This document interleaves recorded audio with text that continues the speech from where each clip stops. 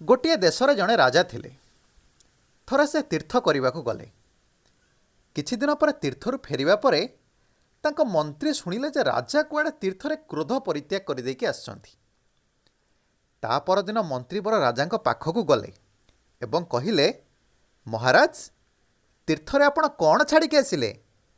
राजा सामान्य हसी दे नरम गलारे उत्तर देले कि क्रोध। मंत्री मुंड हलै सेठु बाहर को चलीगले। पुणी किछि समय परे राजा तांको बंधु मानक सहित बसी कथबार्ता करुथांती। कथबार्तारे पूरा मजी जाइथांती। मंत्री बर सेठारे पहुँची हठात पचारिले कि महाराज तीर्थरे आपण कौन छाड़ी के आसिले? राजा किंतु एथर टिके कठिन गलारे उत्तर देले, थरे कहली परा क्रोध। पुणी एमती किछि समय चलीगला। राजा संगीत शुणिबारे पूरापूरी निमग्न थांती। मंत्री बर हठात पचारिले कि मणिमा तीर्थरे आपण कौन छाड़ी के आसिले?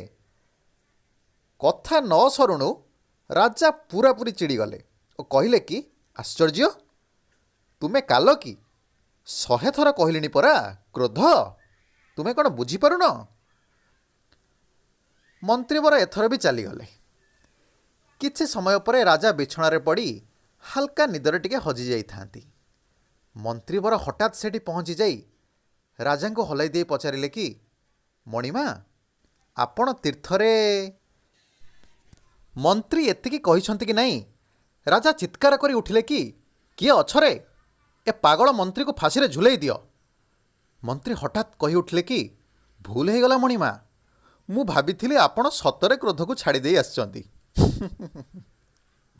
एथर मु आपण मानकु पचारिबी, कहले देखी राजा कौन सतरे तांक क्रोध को परित्याग करी आसतिले? जदि आम भिडियोटी आपण मानकु भल लागिछि ताहले आमको कमेंट बॉक्स रे यार मतामत जणांतु। एमती आम चैनल से जोड़ी रहा पाई चैनल को लाइक करंतु, शेयर करंतु एवं सब्सक्राइब करंतु, जहा द्वारा आम भिडियो आपण माने प्रथमे पाई परिबे।